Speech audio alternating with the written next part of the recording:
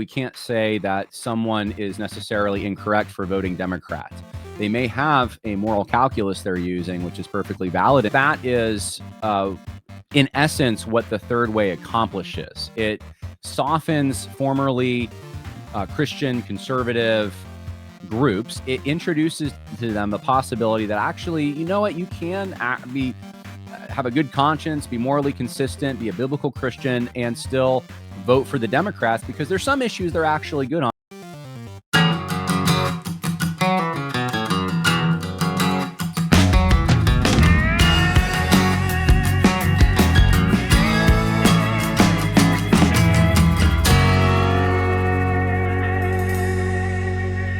Welcome to the Conversations That Matter podcast. I'm your host, Jon Harris. We are going to discuss the new book by J.D. Greear called Everyday Revolutionary.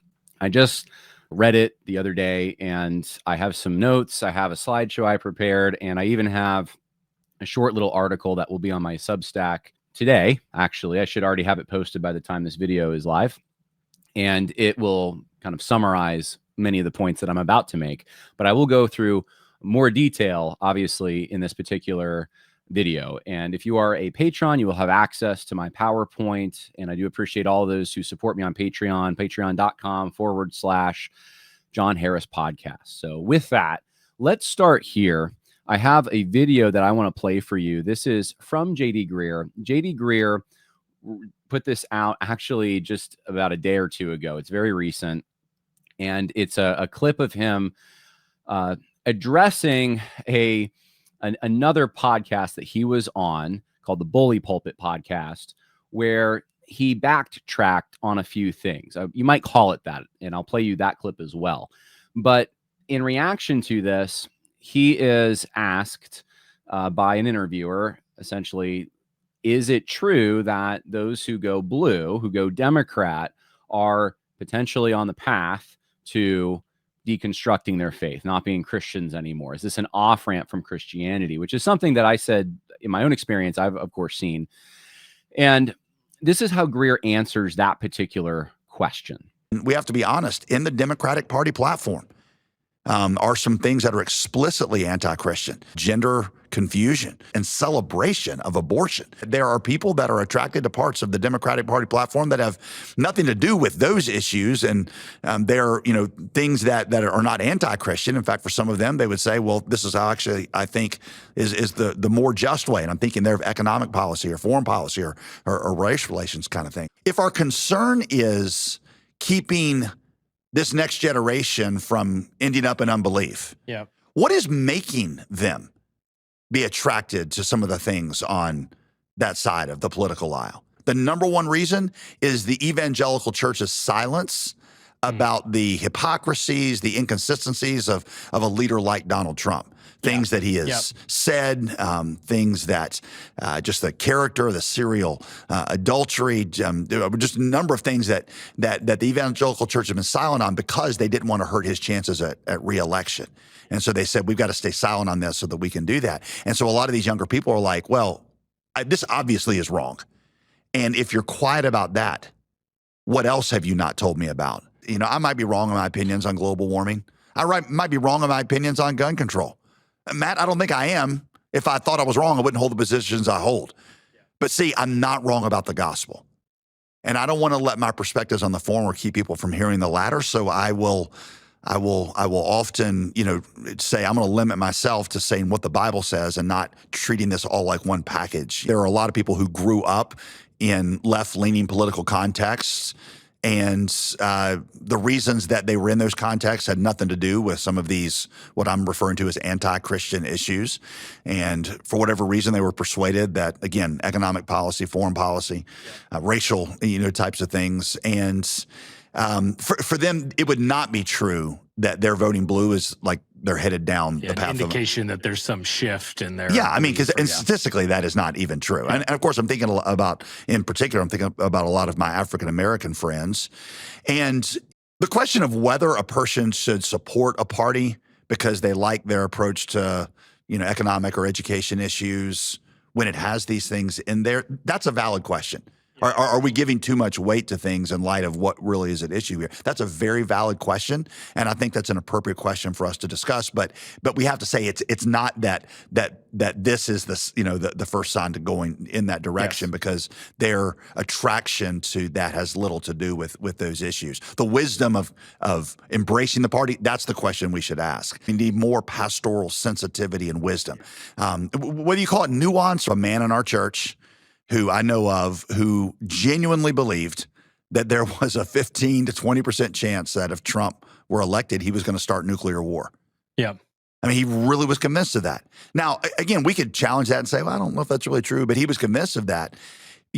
For that to affect him when he goes into the ballot box, we can argue the wisdom of what he's doing, but you wouldn't say, okay, well, that's a sign that he's headed toward unbelief, because those are different things. The reason I wanted to start with that particular clip is because I actually think it's a pretty good summary of the book. You actually don't even necessarily need to read the book if you just hear that clip, because a lot of the elements he talks about in the book, he represents in that short little interview. And what it is him reintroducing third way thinking with a few amendments to it. Subtle shifts, in my opinion, but it's the same basic philosophy that he's had for about the last decade. And what he's trying to say is that, look, there are these issues that we can clearly see on the political left that are they're in conflict. They're out of step with our Christian witness. Therefore, we can condemn those things.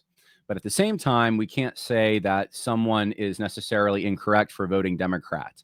They may have a moral calculus they're using, which is perfectly valid and maybe even biblical.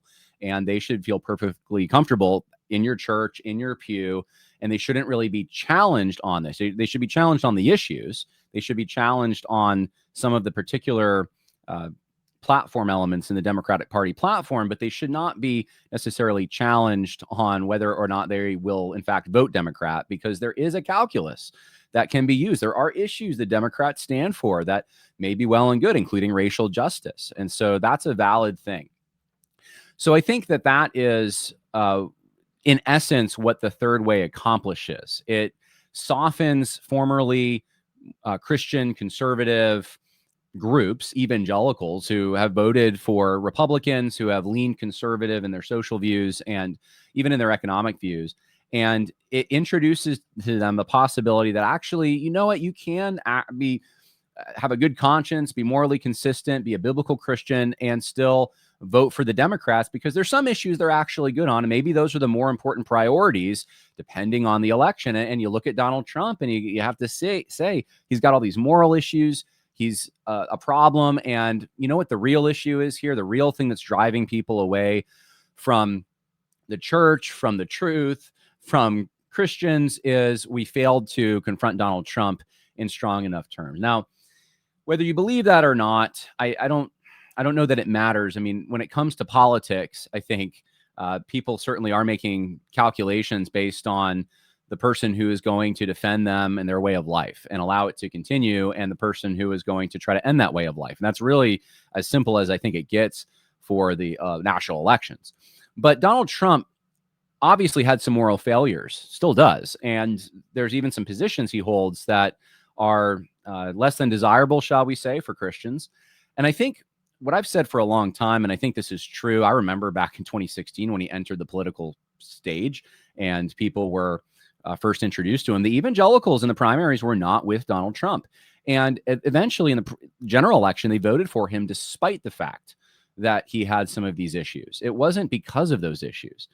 Now, as time has gone on and he has been tested and there's been attempts on his life, and we've seen the cataclysmic failure that the Biden presidency was, I think there's even more of an allegiance to Donald Trump and a recognition that he actually does care about the people he says he cares about, even if you don't agree with all his policies. And so I think there is a willingness to support him politically, but I don't know that I would interpret that as an unwillingness to call out the sins that he represents. Now, for example, in J.D. Greer's mind, he represents adultery, okay? And I would say, this is as far as I would be willing to go. I think Donald Trump certainly has been characterized by adultery in the past, and that's not a good thing you want in any kind of a leader. has the evangelical church softened their approach to adultery? Have they started to now you might say that they are softer on it. Look at all the scandals. Well, they've been like that for a long time. I mean, there's been scandals in the church. They haven't been as strong on the quote unquote respectable sins, at least in the upper levels of evangelicalism. But did Donald Trump really change any of that? Did Donald Trump make evangelicals more accommodating to the sin of adultery?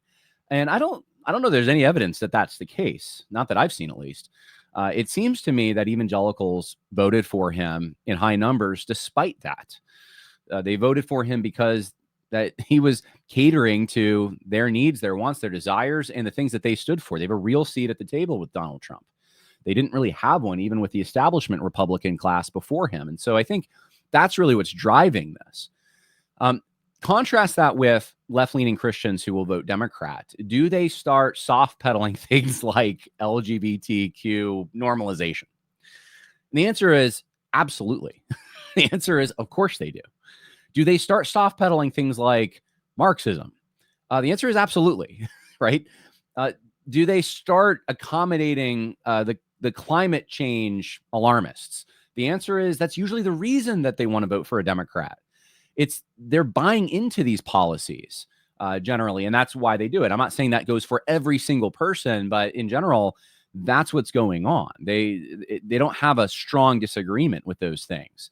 And in many cases, they are willing from the pulpit even to proclaim those things. I mean, I live in a community where there's a lot of churches who will just fly the rainbow flag. If you drive throughout the Northeast, especially, sometimes you'll go through a town and that's the one place you'll see the trans or LGBTQ plus flag is on the church, on the mainline church.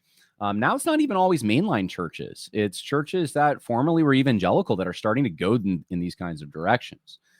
So I would say it's because of those things. It's because of the immigration issue that they really do see this responsibility to the foreigner, to the alien, to the sojourner, quote unquote. They'll even put it in those terms that they will vote for the Democrat and choose the betterment of these people, these foreign people, over the prosperity of their own people that are local, that are native. And so I think that's a big difference. I pointed this out before, but the third way thinking is essentially an attempt to accommodate the political Democrats, liberals, and the political Republicans, conservatives under one church roof, under one steeple. They can both sit there and neither side needs to be offended. And if they're offended, they're equally offended at least, right? Because you're going to call out the sins of one side and then you're going to call out the sins of the other side. And so there's no reason to think that you're picking on one above the other.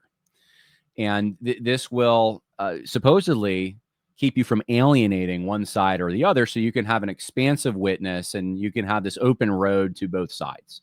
That's really, I think, the idea behind it. It's a contextualization strategy. It was really specifically for blue city areas. I talked about this in the podcast I did with Megan Basham on this. I showed you some of the original architects of this, Carl Truman, Tim Keller, in his book, Reason for God. He talks about this. That's really what's going on there.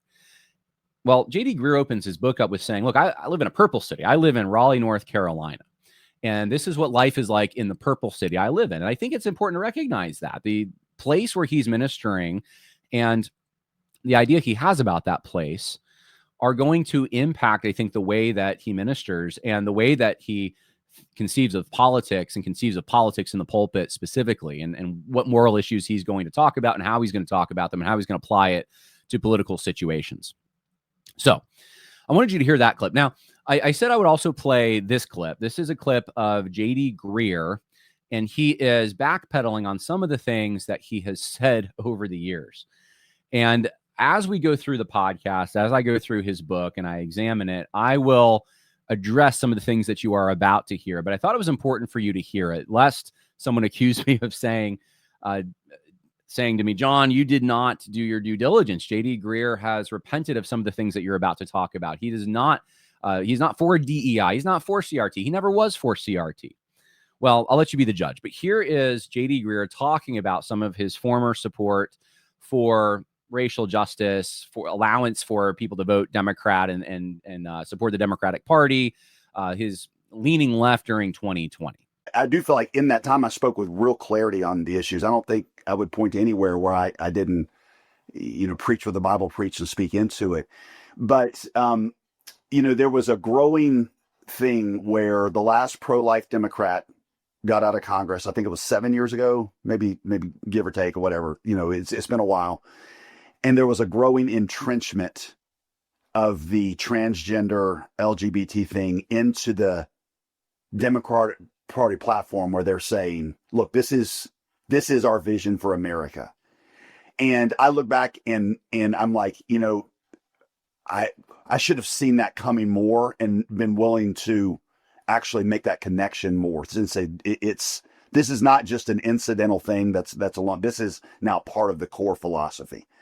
In terms of there's a national sin that we don't know how to repent of, and we're actually have to repent for things that people did. And I don't believe, Eric, I've ever said that. Can you recognize certain elements of how the processes and institutions we have are set up so as not to favor one over the other, and not be guilty of that conflated Kendi, Ibram Kendi kind of? Yes, I think you can recognize that. I think there's ways of looking at where I'm like, yeah, I understand that. I mean, I always love a great example of this is the Rooney Rule in the NFL, where we actually practice this at our church, and I don't think this is unbiblical DEI. When you ask me to look for new pastors, my network is a bunch of white pastors. So guess who ends up getting the calls to come and interview for that? Well, it ends up being white pastors. Well, there are a lot of very qualified black pastors that could actually serve in these roles and would actually help us. Like we got an outreach to North Carolina Central, which is a large African American. There are several people that would be great at that. I just don't naturally have the networks. And so I have to actually be intentional about dialing into some of those networks and saying, hey, I'd like some candidates so I can consider everybody, just because me in this position of power, my networks end up serving one part of the community that I'm familiar with. So the NFL said, you don't have to hire, I'm not trying to defend the NFL, but you don't have to hire the African-American coach, but you ought to hear some intentional ways to get them into your orbit for you to consider them. I think that's a very appropriate way, and we can recognize that. I'm persuaded by certain studies, that I've seen that have, just the name recognition of what it does and certain things. I'm like, yeah, those are valid questions. I don't know if you have to necessarily, I don't feel as a pastor I need to settle those questions, but I can say that those are at least valid. And I can say that there's an intentionality in seeking diversification that is not unbiblical. I mean, when the Jewish people are being, the Grecian Jews are being neglected in Acts 6, it's very clear they chose specific leaders that had Hellenistic names, which meant that race and ethnicity was a factor in how, because they knew that it would help them do their job better. I actually think that's all very biblical and very healthy. I think, D.A. Carson used to say, error is truth out of proportion. And there is a version of this kind of intentionality that becomes idolatrous and unjust. There's also a wise use of it that is very biblical, very healthy. When I look at our senior adult ministry, when I say that I want to look for somebody to lead that senior adult ministry that's, over 50, that's not ageism. That's just wise pastoring. It's when I say I've got an outreach here to Africa or city, and I'd really like an African American to lead this, so to help, that's not racism. That's not DEI. It's not reverse racism. That's just being smart. It's being Act 6 wise in how I approach leadership. So like I said in the beginning, J.D. Greear is in this book rehashing the third way, what he's really taught for the last 10 years, but with an addendum, with something that's a little different, slightly different. And you hear it in that clip where he is, as the political winds, I think, have shifted, he is also shifting somewhat with them. So you hear two things in there. You hear, number one, I guess the Democrat Party was worse than I thought, but on what specifically? On LGBTQ stuff, right? And that's where he focuses in the book too. That's the issue, and abortion also. But I mean, let's be honest, in 2020, wasn't that pretty obvious to everyone that abortion, I mean, the Democratic Party platform was really bad then on these issues. So, what is he talking about? He's doing the shift as if he was ignorant. He didn't really know how bad the Democratic Party was. And that's the great, I guess, sin that he had. It's not really even, he downplays it as if it's not that big of a thing. He was sincere. He was ignorant. But he just had a miscalculation that the Democrats, he didn't know they were going to go this direction. He didn't know they were going to get this bad. Well, they were already that bad when he was pushing the third way stuff and drawing moral equivalencies, which he admits to doing. So I don't know. To me, that shakes confidence, especially with a guy who's the president of the Southern Baptist Convention, who's leads the largest Southern Baptist church in the Raleigh-Durham area, one of the largest churches in North Carolina. That's a little bit of a, I don't know, just a confidence shaker, because you're thinking this guy has tremendous authority and influence, and you got to be very careful what you say on those levels, because there's a lot of people listening to you, and you're setting the tone for more than just yourself. And you got something that wrong, like you just really didn't do your research on who the Democrats were. That's a little concerning to me. Now, the other thing you hear is J.D. Greear talking about DEI, and he waffles on this. He actually waffles a little more. I actually cut the clip because it wasn't necessary for you to hear the whole thing. But he's saying, look, I did support DEI, but I didn't support the bad kind of DEI, right? I supported it, but in the same way that you would hire someone who's qualified for a particular task, right? If you're going to hire someone who is going to minister to the Latino community, don't you want them to speak Spanish, right? That's the kind of thing. And so that's all I was doing, was trying to make sure that we had qualified people. Now, that's not exactly accurate, as you can see from these clips. So at the Summit Church, we have explored, for example, what are ways that she can lead in the church that do not carry pastoral authority or violate the spirit of 1 Timothy 2.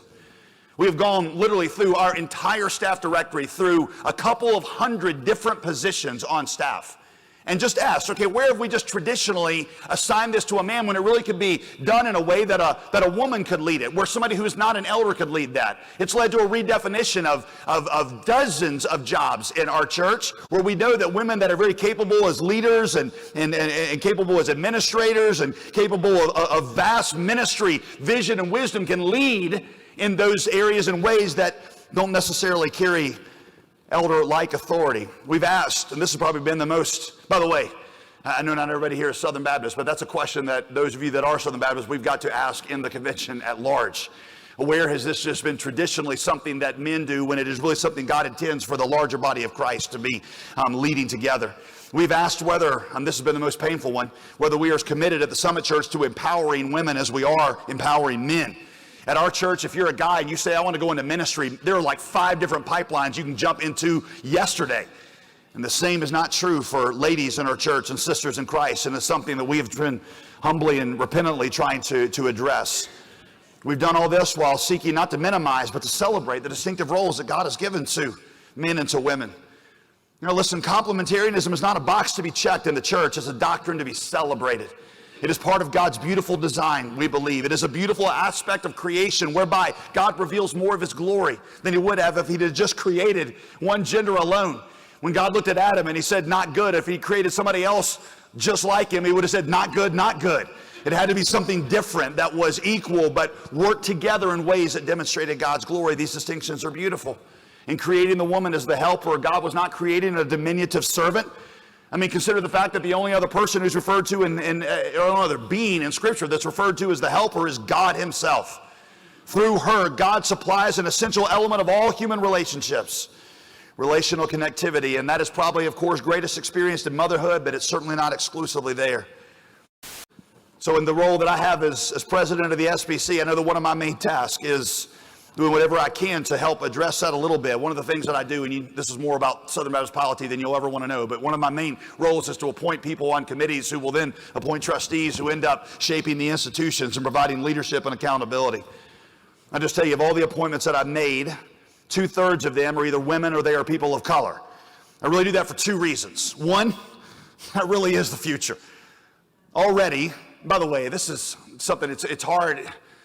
Through an unbelievable act of generosity, already right now today, 20% of Southern Baptist membership is people of color, which is something, honestly, knowing our history, I do not understand. It is an act of extraordinary generosity.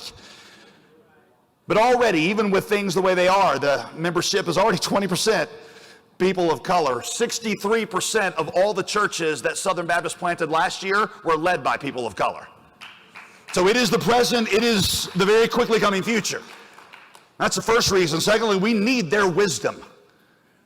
It's not like this act of grace of, oh, from up here, I just want to graciously share the stage because it's, no, I need the wisdom in a changing culture. There are things that God has put in this part of the body that I would be a much poorer Christian and much poorer leader, and there are blind spots I will never see until God has filled his church with a variety of people and the kinds of people that make up the diversity of the church. J.D. Greear wanted to find more places for women to be in leadership positions. I remember when he, I think it was after the John MacArthur go home thing, interacting with Beth Moore, that we need to rip down all hierarchies. And this is the kind of thing that he would do. He'd put out, like in the sermon that got a lot of press, how the fall affects us all. And he's talking about how we should be the strongest advocates for gay rights, essentially. And it's like, what are you talking about? You know how everyone hears that, right? Those representing churches will be known as the friends of the LGBTQ community. And I think the question to us as church leaders, have you drawn the gay and lesbian community close? Are you an advocate against abuse, injustice, and discrimination on their behalf? Isn't that what you would do for a friend? I do want to apologize to the gay and lesbian community on behalf of my community and me for not standing up against abuse and discrimination directed towards you. That was wrong, and we need your forgiveness. Stand up and be among the fiercest advocates for the preservation of the dignity and the rights of LGBT people. You have to think someone at his level with sermons that are as vetted as his, that are manuscripted, that someone is with the influence he has, that's got to be something that's going through a process of approval. Like, you didn't just say that, right? But he did. And there are some things I know he's backpedaled on, like using preferred pronouns, I think was one of them. But there's a lot of things he hasn't. And was a train wreck, in my opinion, for years, a moral train wreck when it came to social, political issues and how to navigate them as a Christian. And now he's looking back on this and he's saying, well, I don't really have that much to go back on. I just didn't realize the Democrats were going to get this bad on this particular issue, on LGBTQ stuff. And I mean, he was always technically against, homosexuality and transgenderism, while at the same time trying to kind of soften the way that he talked about them, in comparison to previous SBC presidents, previous evangelical leaders, that kind of thing.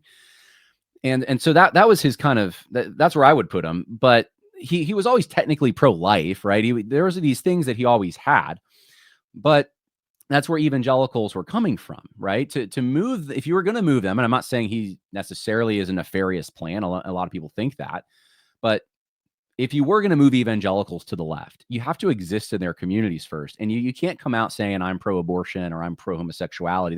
You're not going to get to those positions. You have to do it very slowly and gradually. And that's the only way it'll really happen. I mean, that's how the left has subverted institutions in the United States for years. It's actually taken them, a century or more to subvert some of the institutions that we have, because that is how they operated. They were progressive. That's as the name implies. So anyway, Greear looks back on these things and has just a very different rose-colored glasses, in my opinion, than what I remember from this and what the words coming out of his mouth seem to indicate. Now, that's, I think, the defense against guys like myself. That's the wall to say, look, I am not a liberal, because he's gotten so much bad press for this. He has been colored that way because of so many things he's done. And I think this is an attempt to say, look, I'm not that. But then he's going to rehash his entire philosophy that got him there in the first place. And that's what his book is. So I give you the book called An Everyday Revolutionary. And the subtitle for it is How to Transcend the Culture War and Transform the World. I mean, that's third way stuff, right? I'm transcending the culture war is what I'm doing. And I call it a third way remix. Here you have a political spectrum, and you have moderate in the middle. You have on one side the far right, one side the far left.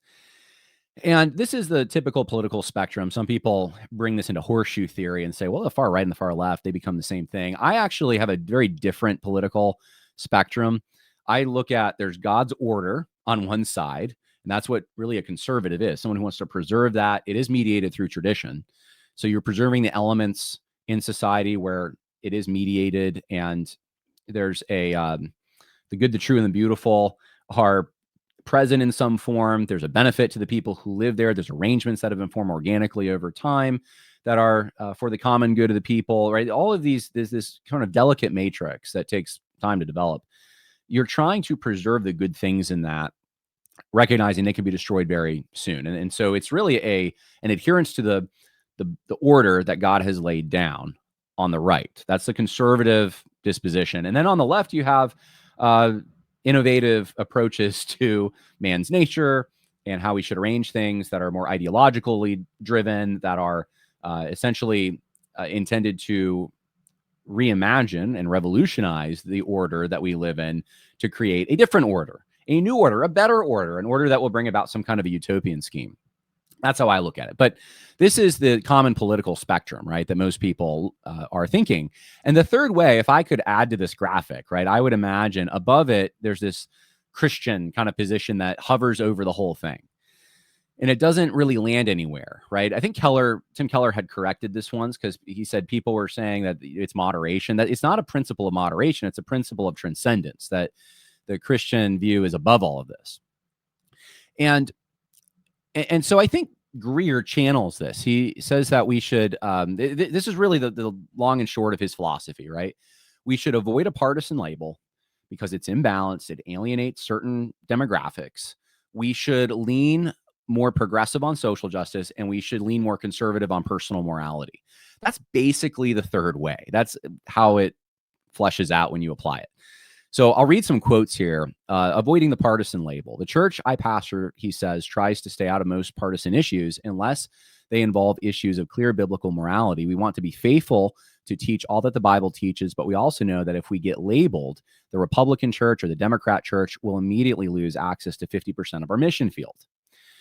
Now, this is, I think, the thing that drives him more than anything. There's, in his mind, if you go down this path and you lean towards one side, you're going to be labeled, you're going to alienate an audience. He says there's a time to bow out of a discussion, even when we know we're right, he says, because taking sides in a certain discussion keeps us from one thing we're supposed to do, the one thing that only we as Jesus's witnesses can do. And I know for a fact that the very few lost Republicans go to church of my pastor friend who identifies with Democrats. So he talks about a pastor who's leans Democrat. And he says most won't even visit his church if they're Republican. And then he says, now I got a pastor friend who also has a Democrat church, a Republican church. And he says, it's the same thing there. Like, the Democrats won't go to my Republican pastor friend and are either fully engaging the communities God has called them to reach. I'm not their judge. Well, he kind of is.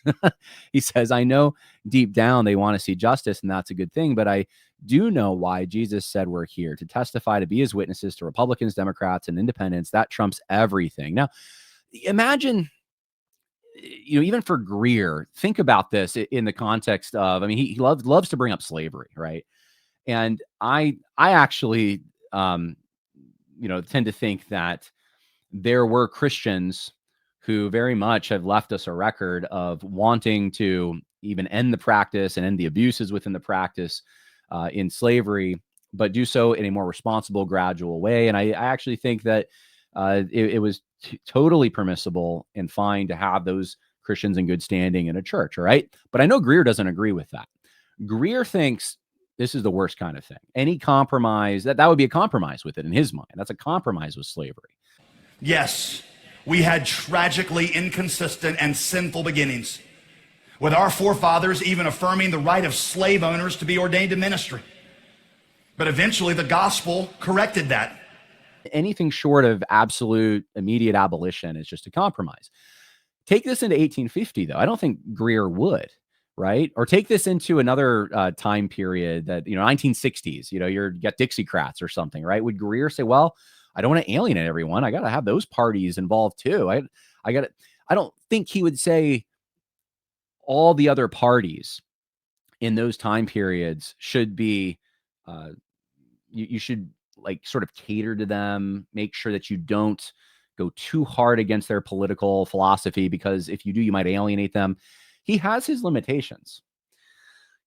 That's the funny part to me. I don't think this is an absolute kind of philosophy, but it's treated as an absolute philosophy because it's part of being a witness. Part of being a witness knows no boundaries, right? As far as time and context, like time and place, you got to be a witness. So there is such a thing as being wise, but there's also this principle, and Greear gets into this actually, this is kind of funny to me. There is this principle that when the Bible speaks clearly about something, you have to speak clearly about it. You have to come down morally where the Bible comes down morally. And Greear will even admits this later, right? And so there's this, I think, tension in the way that he approaches the whole topic, which will become even more apparent, I think, as we go through this. But he thinks you're going to alienate an audience. You just don't want to do that. And as soon as you make alienating an audience the standard, I think you've lost it. You're going to get in trouble because you're going to let them determine what you say and what you don't say. Also, it'll make you imbalanced. He says, truth without grace means you are a culture war hero for the right. Grace without truth makes you a beloved religious pundit for the mainstream left. Both are worthless in bringing salvation. Put them together, though, and they become gospel salt. So to be gospel salt, I guess it takes a little bit of the right. It takes a little bit of the left. It takes that truth. It takes that grace. I don't buy this at all. You really think the left is just full of grace, right? Not truth. I mean, come on. I don't think the party that is thinking that it's okay to kill your baby, and that's one issue, is the party of grace. They may use toxic empathy to get their way, but really, come on. And this just seeds way too much to the left here.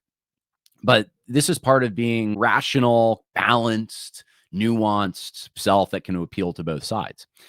And he says, essentially, we need to lean more progressive on social justice and conservative on personal morality. And I give you a few issues here. Gender ideology. And he says, I put out a video explaining what was being voted on school gender indoctrination, and I urged our members to reject the measure. So he gets some blowback from this from local press, and he says, look, I made the right stand here, but on gender ideology.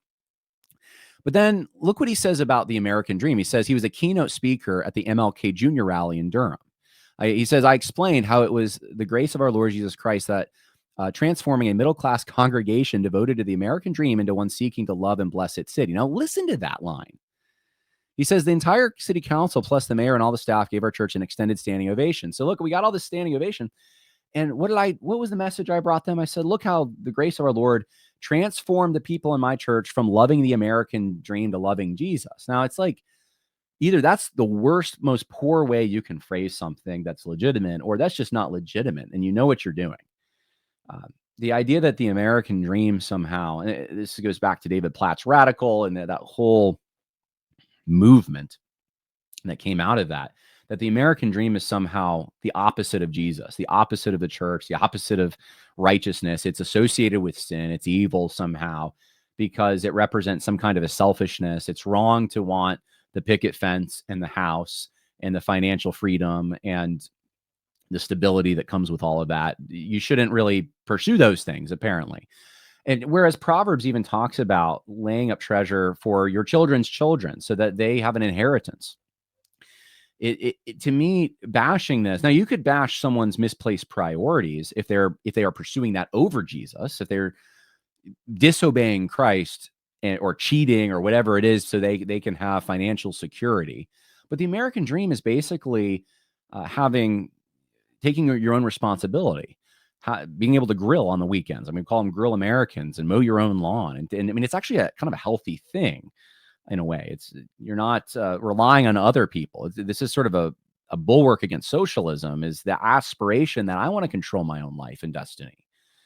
And to juxtapose that with Jesus, some people reading this might not catch it, but I noticed it right away because I'm so used to hearing this kind of thing from progressives. They hate the American dream. It stands in the way of socialism. Basically, that's why they hate it. Greear doesn't say that's the reason, but I mean, look at the audience. This is a Democrat audience primarily. This is the MLK Jr. rally. And again, we're not supposed to be offending certain sides. We're supposed to be appealing to everyone across the political spectrum. But did MLK Jr. do that? Right? So he's speaking at this event of an activist, honoring an activist.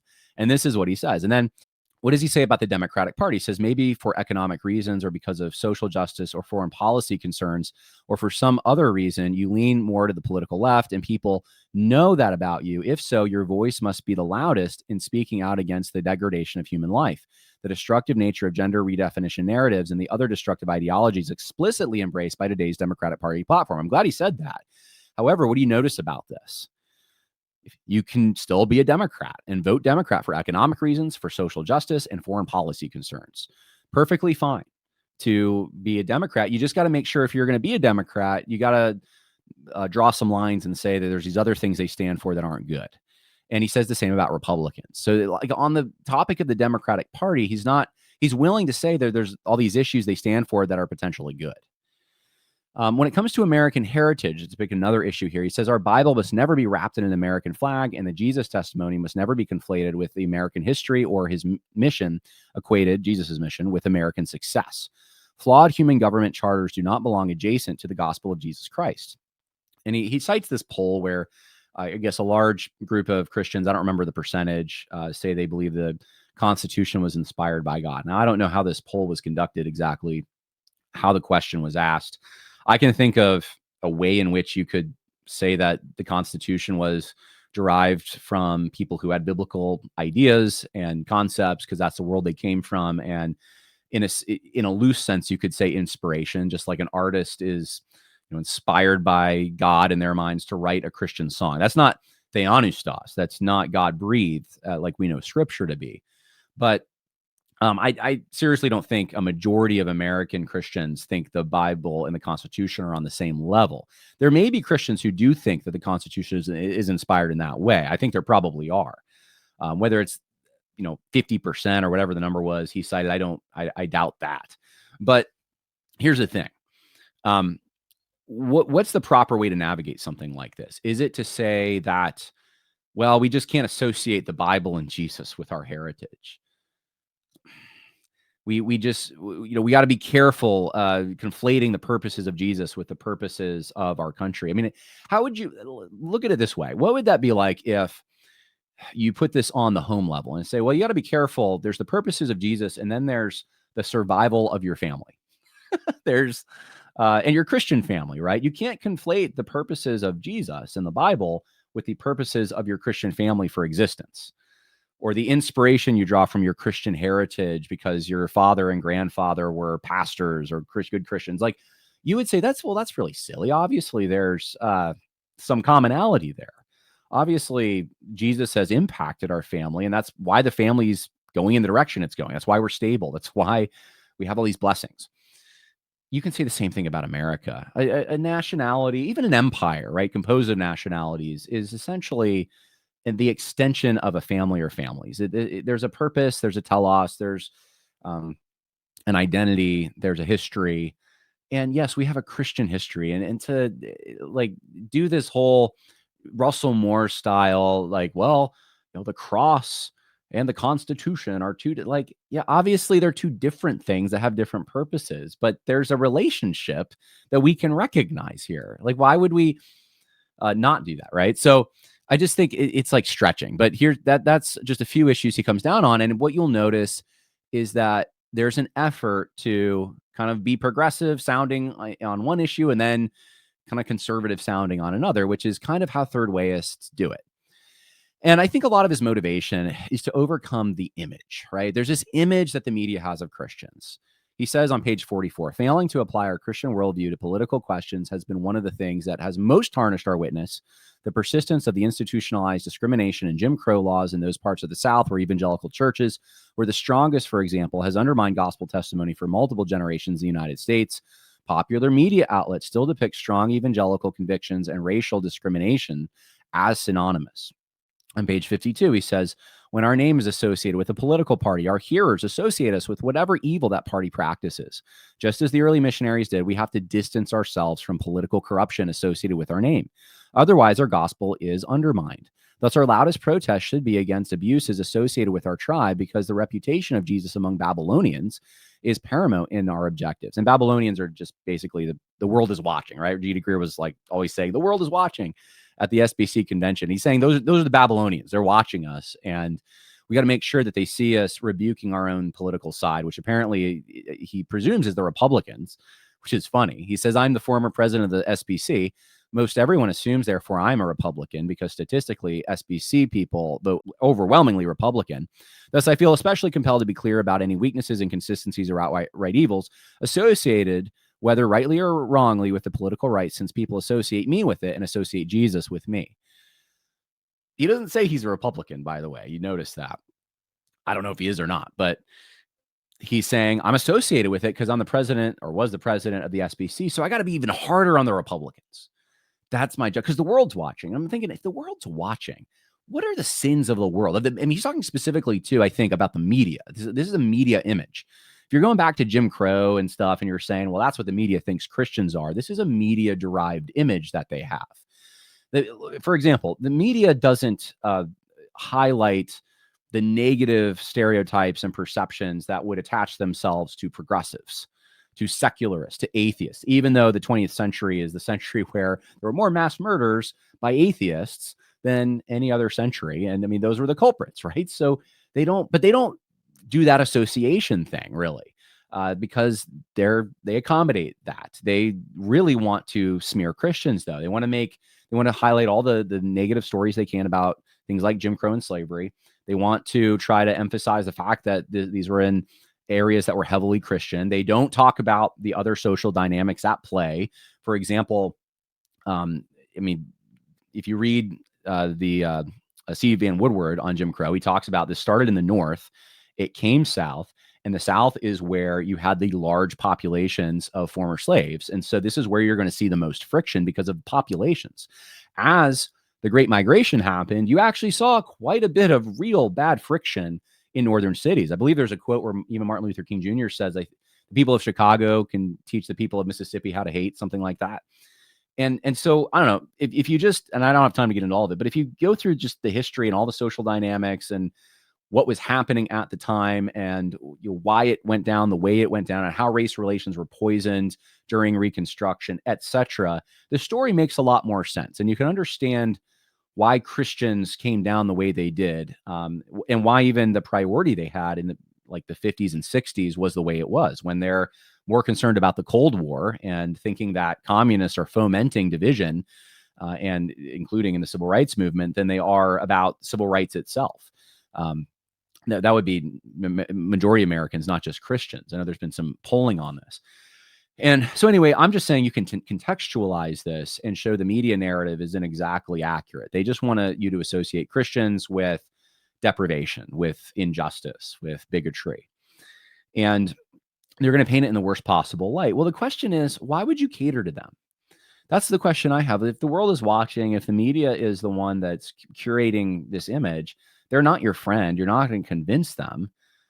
I don't think you need to just stick a needle in their eye necessarily. Donald Trump does that a lot, right? I mean, I don't think you, as a pastor, you have to do that. But I think, if anything, if they're the ones that are watching and that's your audience, these Babylonians, you got to preach against their sins, right? Like, I don't know. I feel like I can make an argument for I got to be harder. I got to be harder against all sin, but I got to be hard against the people that are supposedly watching me. Like, at least the sins that they accommodate, the sins that they think are somehow okay and normalized, and so forth. I mean, what does the prophetic voice do in Scripture? What does Jesus do? He calls out the sins in the audience to which he's speaking, and you can you can do that with Christians in the church. You can do that with those who are outside the church who are watching. But Greer's emphasis is the world watching this, and so they got to see you correcting your own people, right? And this is what this is what Russell Moore does all the time. He goes to David French, so go to the New York Times and write the op-ed against and reinforce how bigoted those evangelicals are to the people who already think they're bigoted. It's like, well, that's really accomplishing a lot, So he wants to overcome this image that sees, and look, I mean, it's we know what this is. This is the Republican Party. This is Donald Trump. The evangelicals voted for this guy. And so we really need to let people know we're not for him as much as you think we're for him. At the same time, we can't be social justice activists. So I know you're going to think this is muddled as I'm going through it. And it is. That's because it is. We got to recognize that the countercultural witnesses we're supposed to be that's more important, being a countercultural witness than being a social justice activist. Now, in light of what Greear has said in the past, this is kind of rich because Greear really did carry the water for social justice. I would say he was a social justice activism in the constraints of the Southern Baptist Convention. He went about as far as I think you could go in the social justice direction while being in that particular denomination. And here's what he has to say about it now. Activism is not sufficient. Activism is imprudent. Activism is a distraction. And if anything, activism is a byproduct of the gospel, right? It's not really what you should be involved in directly. It's a byproduct of witness. So here's some quotes. He says, Tim Keller has noted the overall project of mainline Protestantism has failed. It overly adapted to Western secular culture, and as such, it can't offer our society an alternative or counterpoint to what the dominant culture already offers. He goes on to say, get ready to be weird. Like Daniel, believers in Babylon today will be tested in everything we do, seek to demonstrate the beauty of our home country. So this sort of like, this world is not my home. I'm just passing through, and I'm passing through as a witness. And I can't do what the mainline Protestants did, because the mainline Protestants, I mean, they're basically just carbon copying the Democrat Party. And of course, there's nothing then to contrast. Why would you go to their church? And that's a good point. He's making a good point here. Tim Keller's making a good point here. That's true. So we got to still keep our doctrine, some of our doctrine at least, right? So that we're not the same as the world in every sense. We don't just like become practical atheists in every way. But you know, you can't just like carbon copy the world on these things. Activism is insufficient. It's not going to get you. We have to have something else in addition to it, right? And this is true. I agree with this point. I do. He then, and these are the points that I think are even more interesting, though. So you're going to be weird. Okay. He says, you're going to be weird. That's part of the, I guess, being like Daniel, being countercultural. You're going to be weird. Now, Daniel was pretty countercultural, right? Got thrown into a lion's den for it. He says, basically, that activism is also imprudent. Maybe you'd say that if I'm going to be involved politically, I should start by marching against systemic racism or on behalf of the poor. And it's just funny J.D. Greear saying this, because I'm thinking J.D. Greear is the guy who said Black Lives Matter, the phrase at least, that is a gospel issue. And he goes on to even say in the same message that this is something that should rectify disparities in policing. A priority. We realize that especially in a moment like this one, we need our brothers and sisters of color. We need the wisdom and leadership that God has written into their community. We know that many in our country, particularly our brothers and sisters of color right now, are hurting. Southern Baptists, we need to say it clearly as a gospel issue. Black lives matter. Of course, Black lives matter. Our Black brothers and sisters are made in the image of God. Black lives matter because Jesus died for them. Black lives are a beautiful part of God's creation, and they make up an essential and beautiful part of His body. And we would be poorer as a people without them and other minorities in our midst. Let me echo my friend Jimmy Scroggins, pastor down in Florida, in saying that Black Lives Matter is an important thing to say right now, because we are seeing in our country the evidence of specific injustices that many of our Black brothers and sisters and friends have been telling us about for years.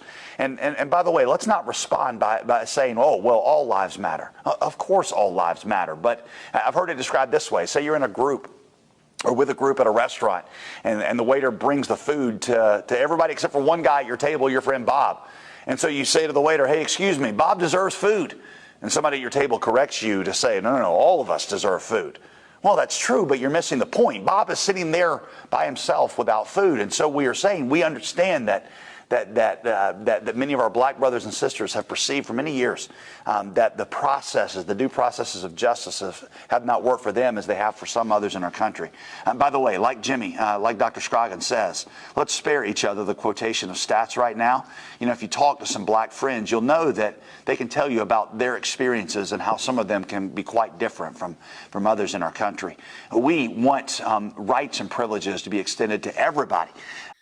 So we need to examine our policing, our police departments, because Black Lives Matter, and this is somehow part of the gospel. It's a gospel issue.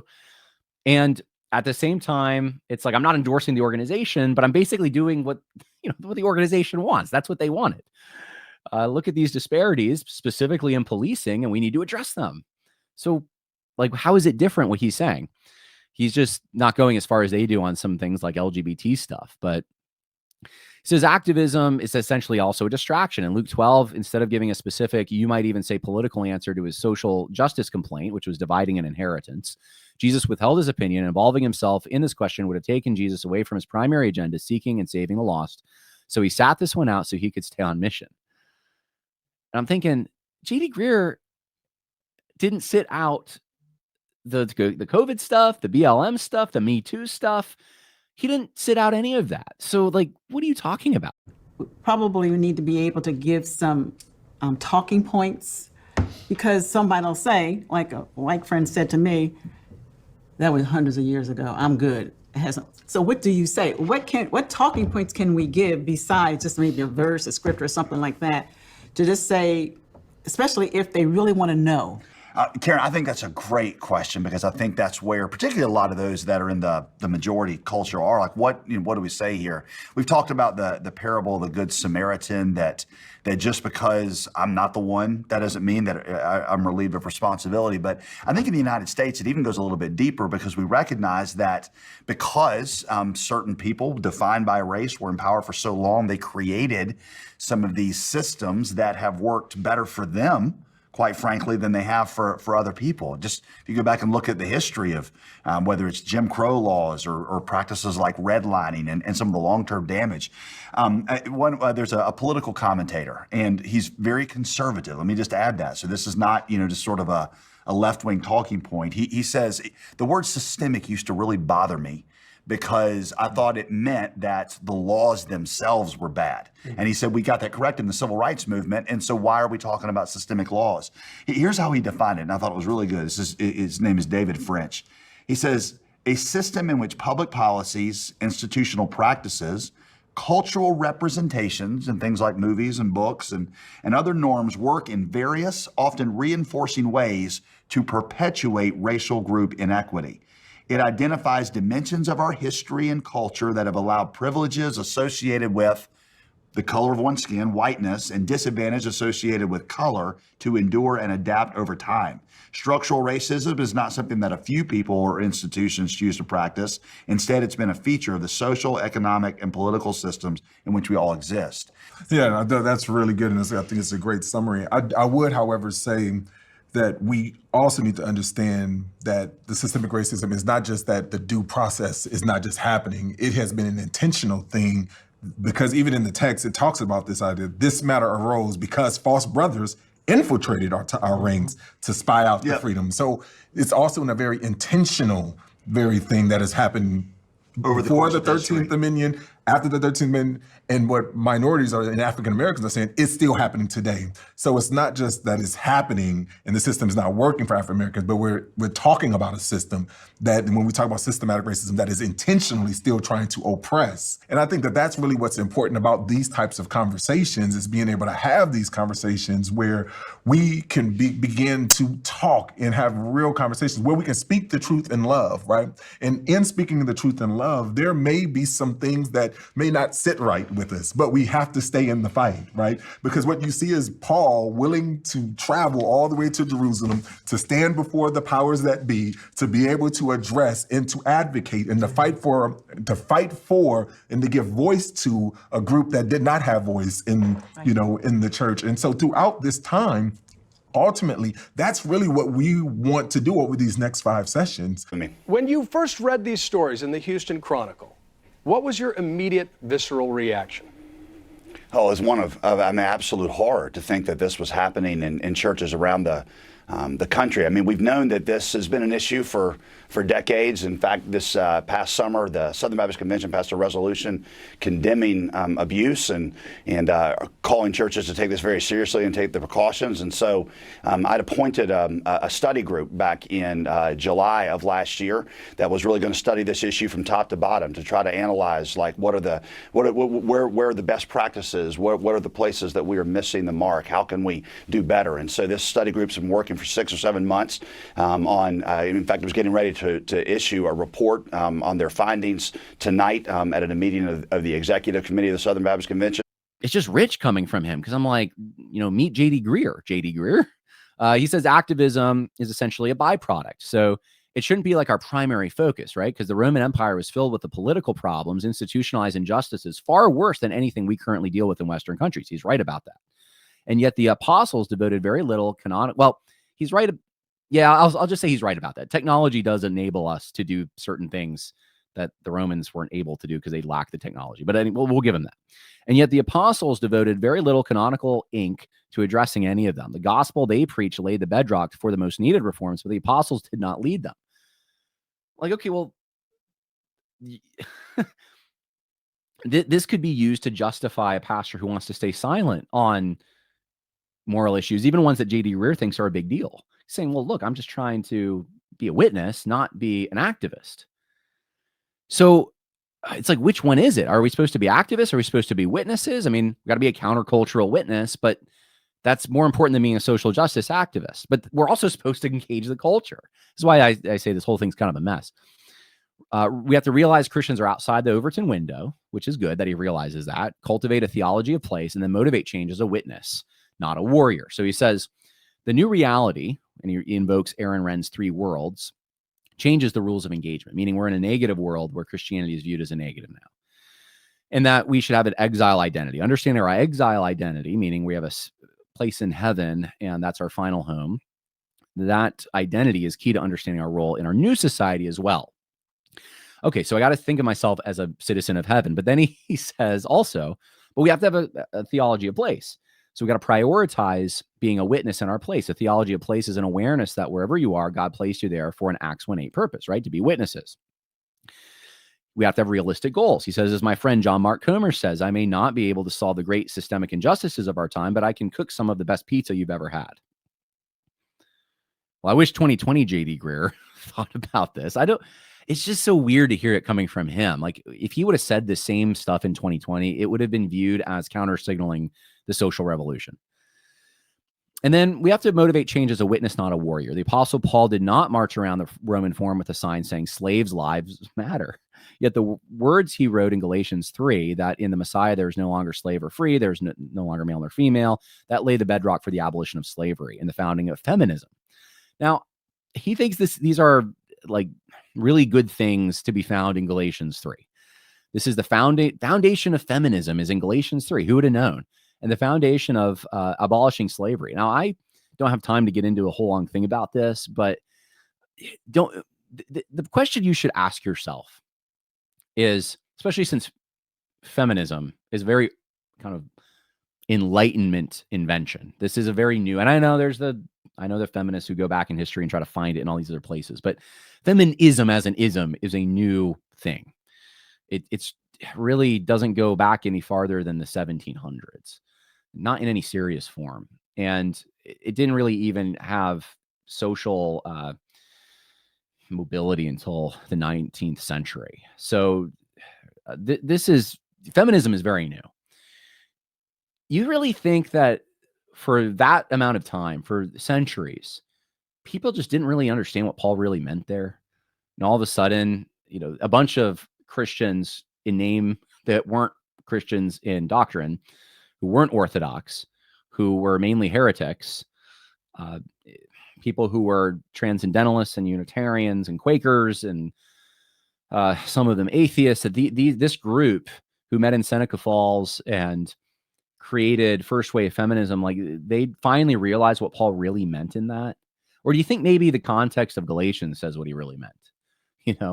And like it motivated the abolition of slavery. I mean, if you view your slave as someone who is made in the image of God, who you are responsible to treat well, which is nothing new in a sense. The Old Testament had laws about this, but you had to practice those laws personally in an environment where there wouldn't be retribution if you broke those laws, because it was a pagan slave system in the Greco-Roman Empire.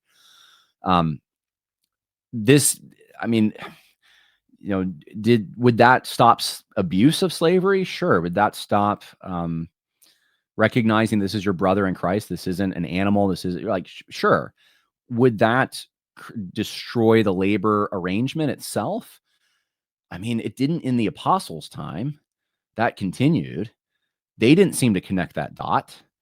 But again, it's like, so centuries later, this was connected, or were there other economic and other social reasons that this came to be? I mean, slavery has existed in just about every society throughout time up until fairly recently. It wasn't until really with modern technology that you've seen the abolition of chattel slavery. And as that's happened, we've had the introduction of other forms of slavery.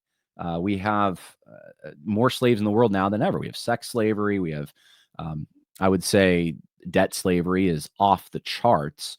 If you're an American, I mean, you have the national debt, and then you have your own consumer debt, and that is a form of slavery. You're not your own person, essentially. You are owned by other people.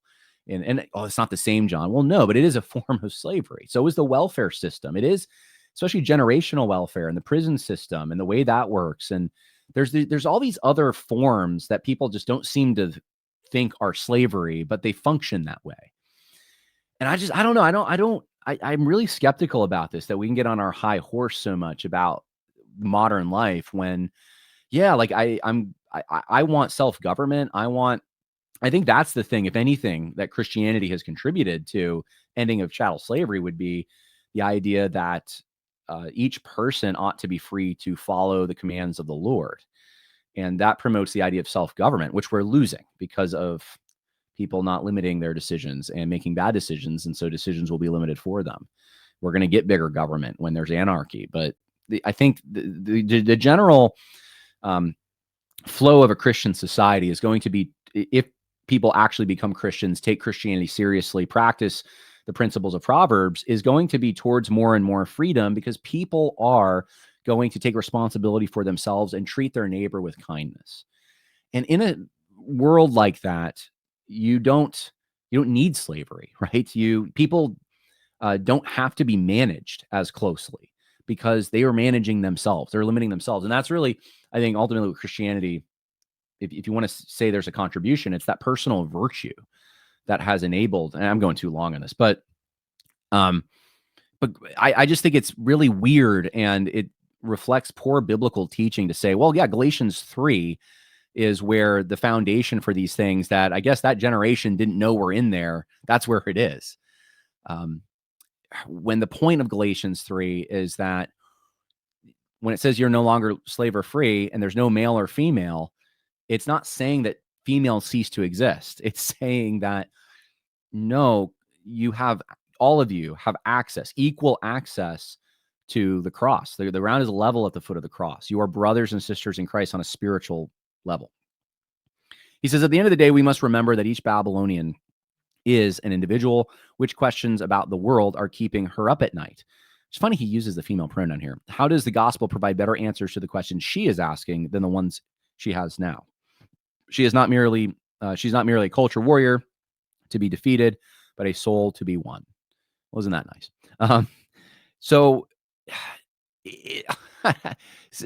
This is so weird to me, because like we just got done with this slide where I have all these quotes where it's like, you got to be a countercultural witness, not necessarily a social justice activist.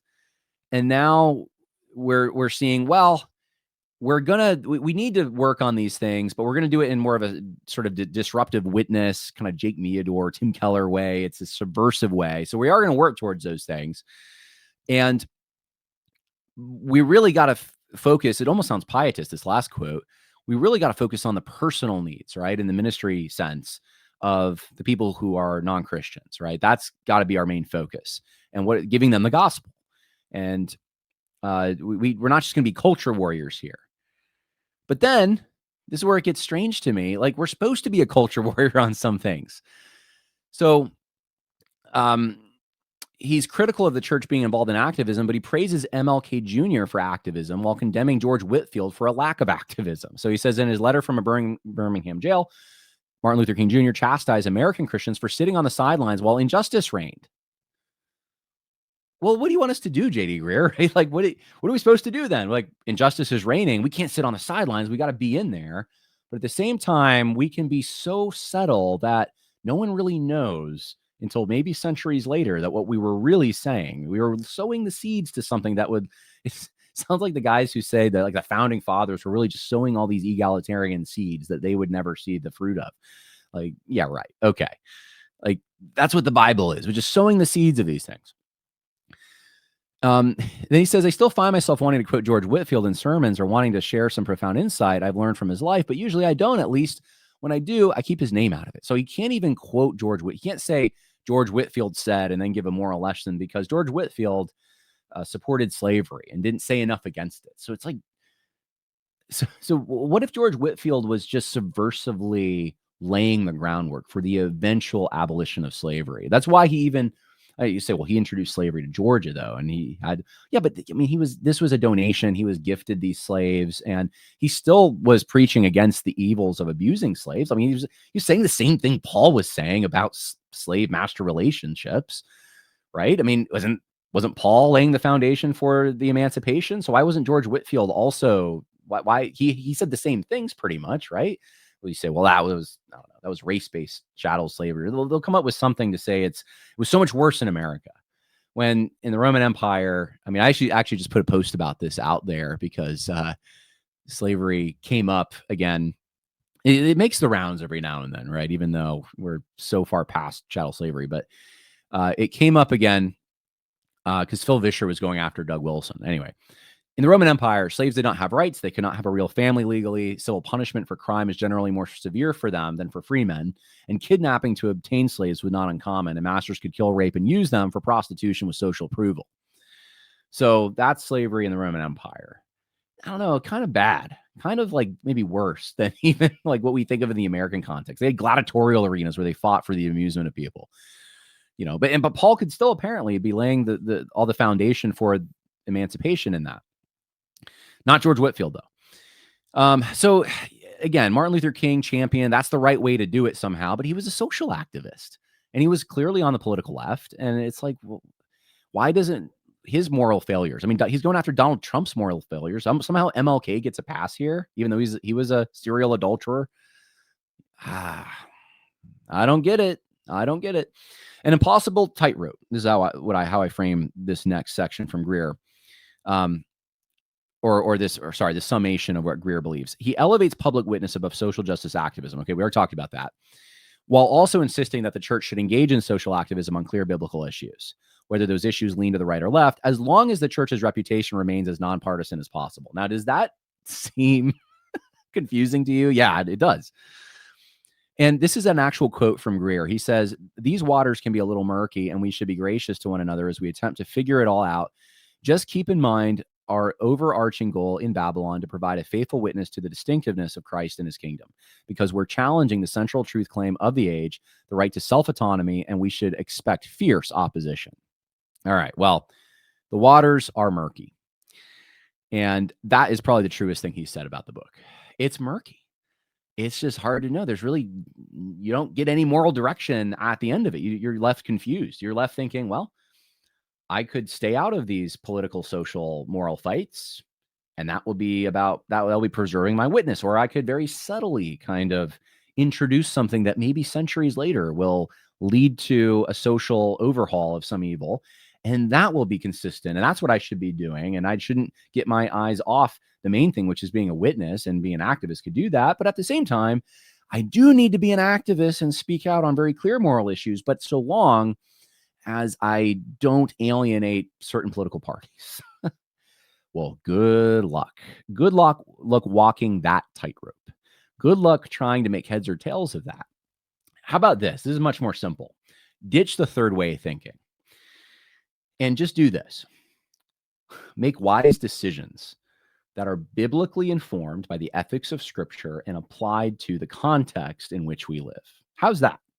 If it offends a political party and members of that party, so what? If you are perceived by the media to have more alignment with a certain political party, so what?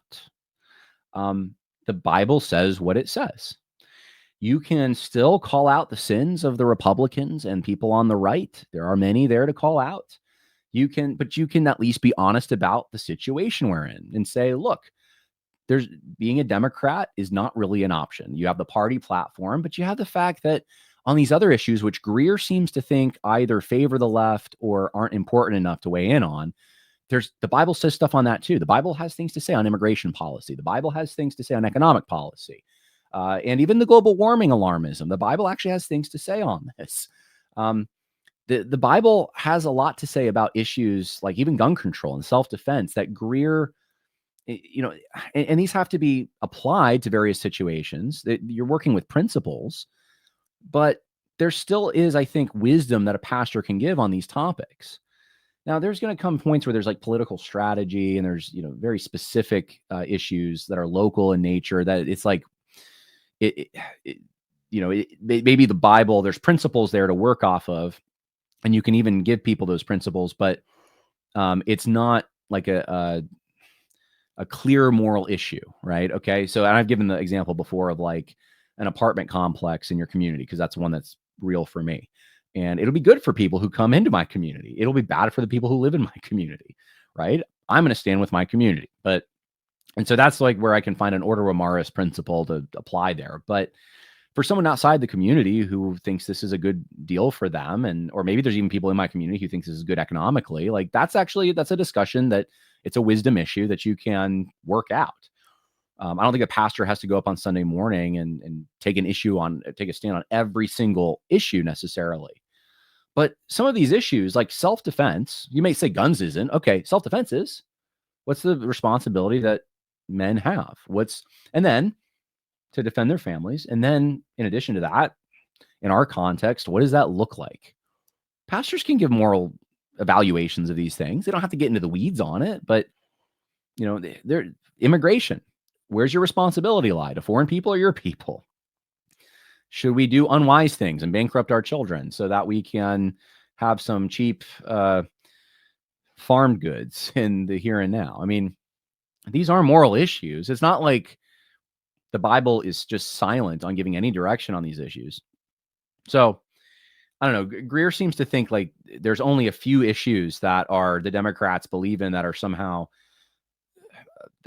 Christians should be against, that are really evil. It's like, their whole platform is pretty evil. The whole thing is a direct, and I think this is what he doesn't recognize. And a lot of third wayists don't. They think that they can go through the line like it's a cafeteria and just say, I'll take a little bit of that from the Republicans, a little bit of that from the Democrats. I'm going to ignore that. When in reality, you have two competing overarching philosophies in conflict with each other. And the Christian is not given the Christian is given principles, which is going to be a general philosophy. But as far as how that's mediated through tradition in a certain context, you are going to have on the ground political movements and identities that are going to be perfectly acceptable options for Christians to be involved in, maybe even what Christians should be involved in. And you're going to have ones that are philosophically not even an option. And the Democrat Party is not even an option at this point. There's no point in their party platform where you can say, well, there's agreement between that and the Christian understanding of things. And so that's really the issue in my mind. It's like as the things progress over the years, and especially if the Democrat Party maintains their current stances, and if things get darker, you're not going to be able to do this. You're going to have to offend people who are members of the Democratic Party. You just are. And I know he brings up African-American Christians as if that's like a silver bullet. Like, well, look at them. They're Christians and they vote for Democrats. Well, whoever said they were being consistent? And they're not. All of them are, right? Some of them aren't voting for Democrats. In high numbers, they do. But their church and churches, a lot of their churches are a mess theologically. You don't think that's like somehow related? I mean, this is part of the problem. You're just assuming that all of these people who say they're Christians are necessarily Christians, inconsistent Christians.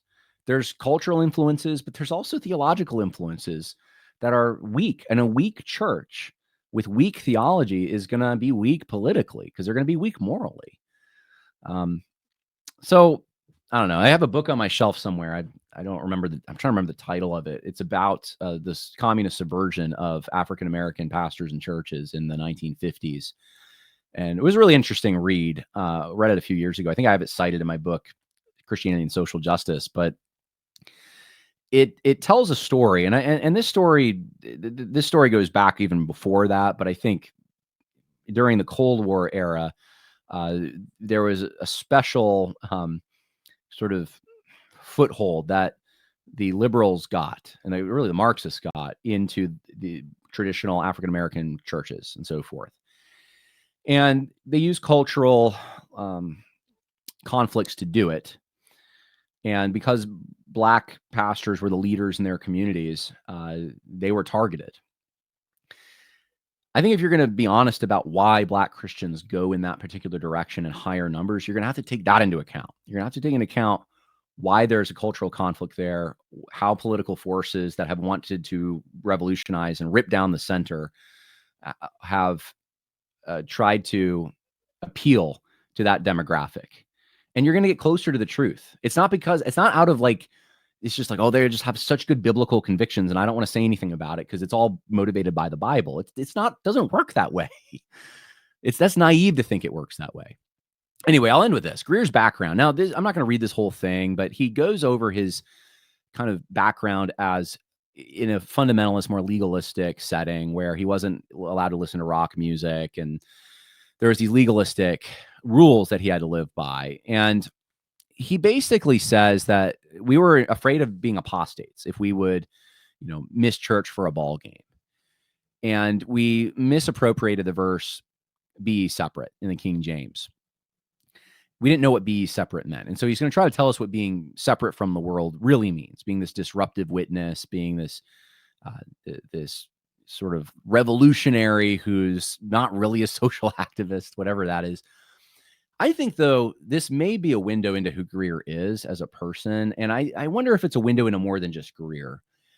I wonder how many people have grown up in more right-leaning settings, sometimes that were maybe too strict. Maybe they were legalistic. Maybe they really did try to conserve the 1950s or something like that, and misattributed certain actions to sin that weren't sin. Because I've seen this before where I'm just noticing something. The people who come from that background, oftentimes when they deconstruct, they are like the hardest deconstruction. They are the most anti-Christian, the most social justice.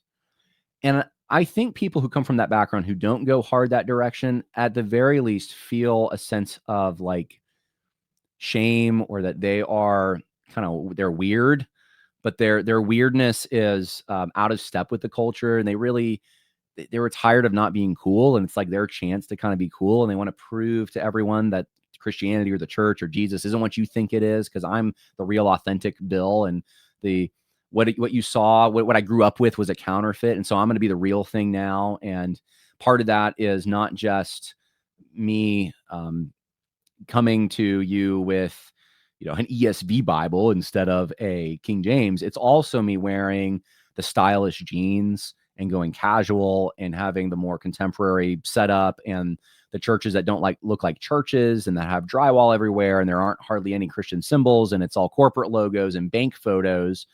And the whole package, what comes with that.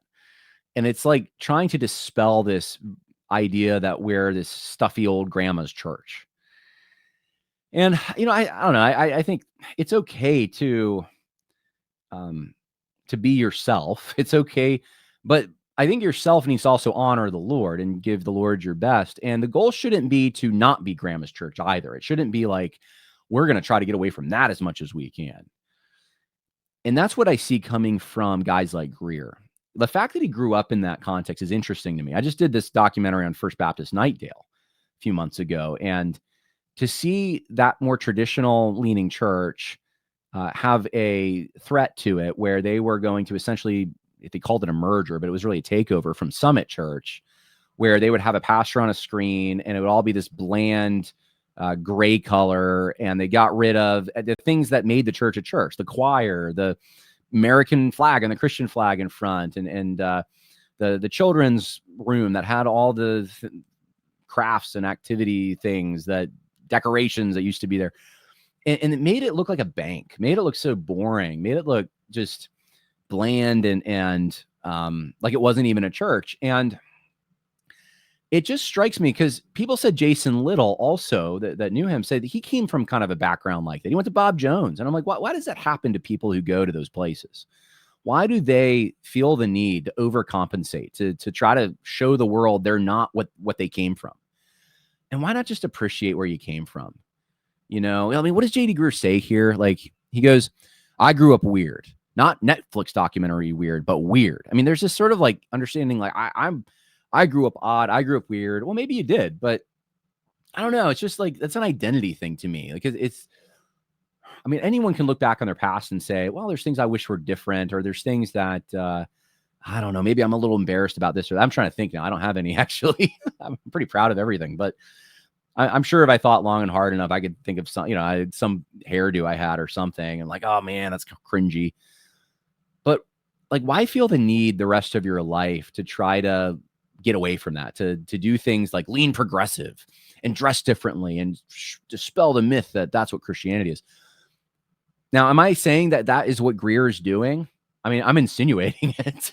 I don't know is the bottom line. I really don't know if that's the case or not. I'm noticing, though, there is a pattern that I've noticed with that. And it could be that that is partially what's motivating someone like Greear. And, you know, Lord save us from that. Lord save us from the people who just want to be too cool for school and they're not that cool. I mean, it's just not like, just if you're going to be a Christian in this world, you're going to be out of step with the prevailing pop culture because that's just how it is. You can't reconcile yourself to it. It doesn't mean you have to like have all the legalistic rules you might have grown up with or anything like that. It just means don't make that the new barometer. Like I'm just anti this or that and overreact to everything.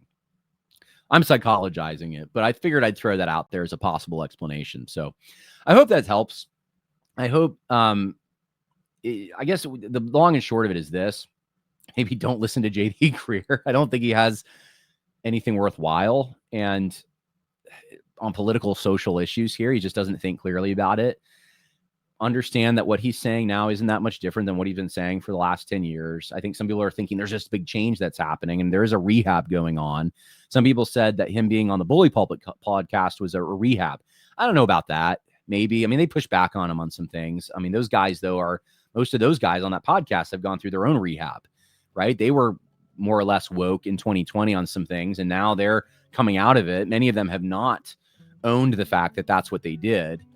And now they're veering more to the right. Things are shifting. And I think Greear is also shifting with that to a little bit of an extent. I wouldn't read too much into it, though. I don't see that there's a big shift here. Even his calculus on the Democratic Party hasn't changed that much. And so I think that's really the message of this is I hate to pour cold water on anyone who is excited. So anyway, I'm getting over a cold. I appreciate all of you who weigh in. You can weigh in on the comments on the YouTube video. Thank you for those who support my work on Patreon. I am now on Substack as well. If you want to support me there, I appreciate it. But you can go to, let's see, this is very new for me. You can go to substack.com/@Jon Harris, and you can read my article, which summarizes some of the points I've made in this podcast. God bless. Bye now.